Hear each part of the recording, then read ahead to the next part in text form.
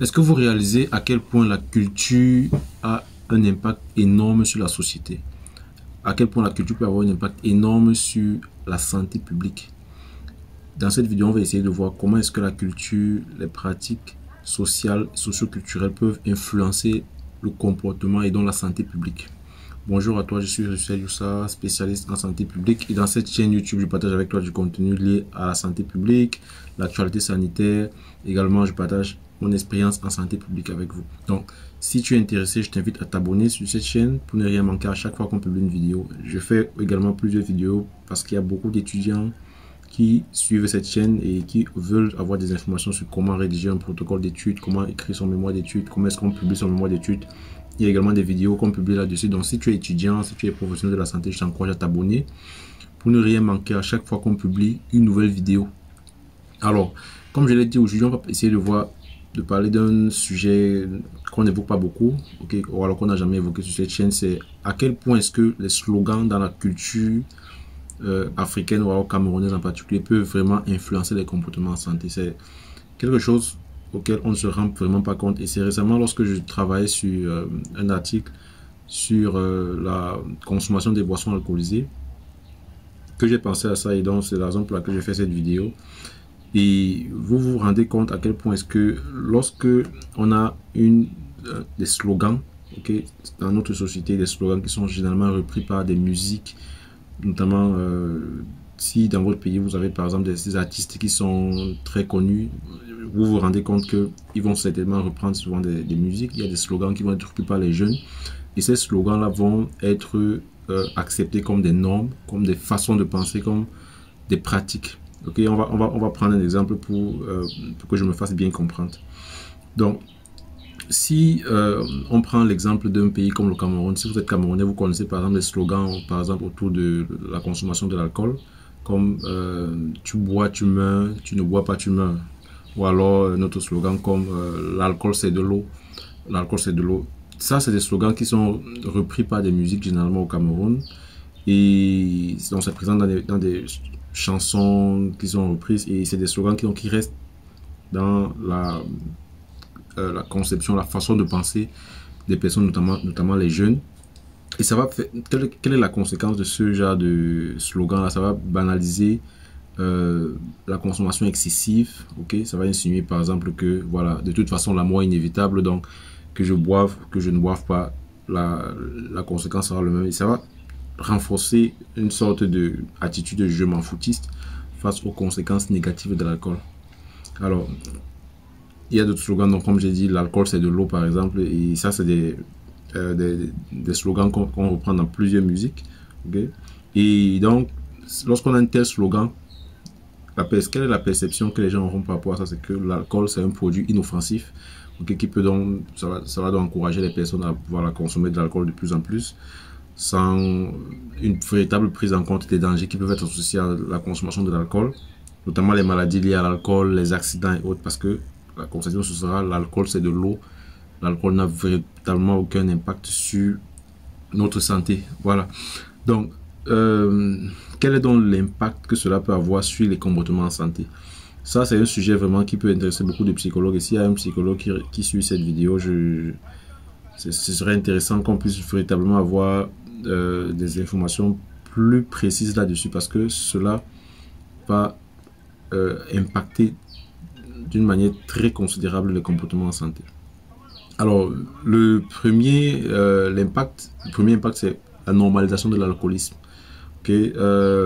Les jeunes généralement sont influencés par ce genre de message, c'est-à-dire l'alcool c'est de l'eau, ça va réduire par exemple la gravité perçue des effets de l'alcool, comme j'ai dit tout à l'heure, ça va faire en sorte que on va pas se soucier des dangers liés à l'alcool. Okay?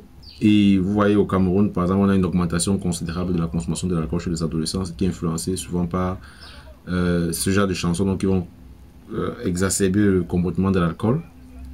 L'impact également, c'est la banalisation des comportements à risque. Okay? Donc on va se dire voilà, si on consomme de l'alcool, voilà, c'est pas grave. Généralement même c'est comme un rite de passage de l'âge adolescence à l'âge adulte, c'est-à-dire lorsqu'une personne par exemple a le bac, on lui dit voilà, tu peux déjà consommer de l'alcool, tu peux déjà boire. Ok, et ça c'est influencé par ces musiques et ces pratiques quotidiennes. Donc, pourquoi est-ce que ces slogans sont très puissants? Okay? C'est assez puissant, comme je vous l'ai dit, ça peut faire en sorte qu'on change de comportement de manière drastique. C'est puissant parce que il y a une forme de répétition et d'omniprésence. Okay? Vous voyez, ces slogans vont être répétés dans plusieurs musiques, ça va être répété dans des contextes variés, dans des fêtes, dans des clubs, dans des anniversaires, dans des événements culturels. Et ça va être pris comme exemple pour faire rire des personnes. Donc, et lorsque vous voyez, lorsqu'on va stimuler l'émotion d'une personne à travers un slogan, ce slogan-là va être ancré dans le conscient et le subconscient de la personne, ce qui va donc stimuler le changement de comportement et on va adopter une nouvelle façon de faire concernant le sujet évoqué. Donc ça va vraiment s'ancrer dans le subconscient, dans l'inconscient collectif des personnes. Okay? L'autre raison pour laquelle c'est puissant, c'est le fait que ça va constituer une identité sociale et une appartenance.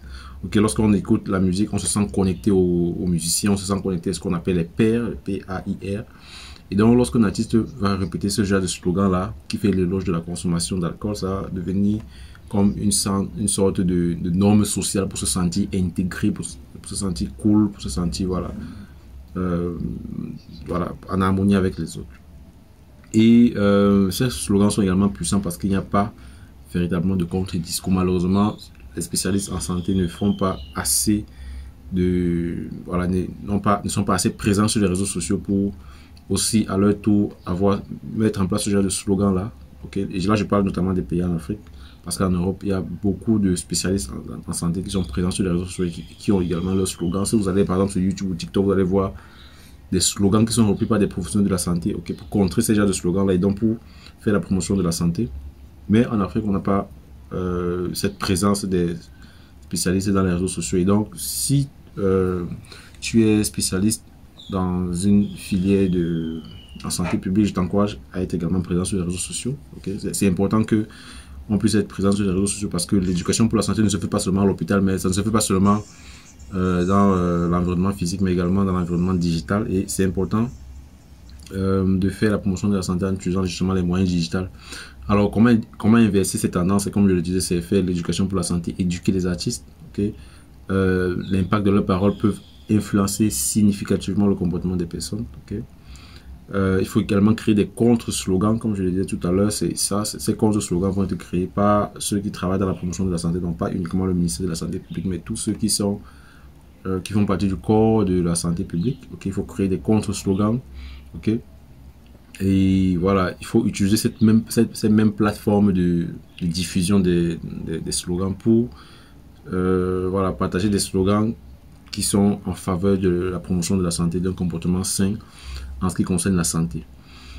Voilà, c'est ce que je voulais partager avec vous. Et c'est important véritablement qu'on puisse se rendre compte à quel point cette culture populaire, en particulier la musique a un impact énorme sur les comportements en santé. Là, j'ai juste pris l'exemple de l'alcool. On aurait pu prendre l'exemple de beaucoup d'autres maladies, que ce soit les maladies sexuellement transmissibles. Par exemple, vous connaissez le fameux slogan qui dit « On ne consomme pas la banane avec la peau », c'est-à-dire c'est pas important d'utiliser le préservatif. Et là, ça peut ouvrir, on va le donner, voir plusieurs maladies sexuellement transmissibles chez les jeunes. Donc, c'est très important de tenir compte en santé publique lorsqu'on fait de la promotion de la santé de l'impact de ces slogans-là et créer également d'autres slogans en faveur de la santé publique pour favoriser, encourager l'adoption des comportements sains en faveur de la santé. Voilà, on se revoit pour une prochaine vidéo. N'oublie pas, si tu n'es pas encore abonné sur cette chaîne, je t'encourage à t'abonner et à activer la cloche de notification et à partager cette vidéo si elle t'a intéressé ou si tu penses qu'il est intéressant pour ceux qui travaillent dans la santé publique de développer également des slogans en faveur de la promotion de la santé. On se revoit pour une prochaine vidéo. Sentez-vous bien.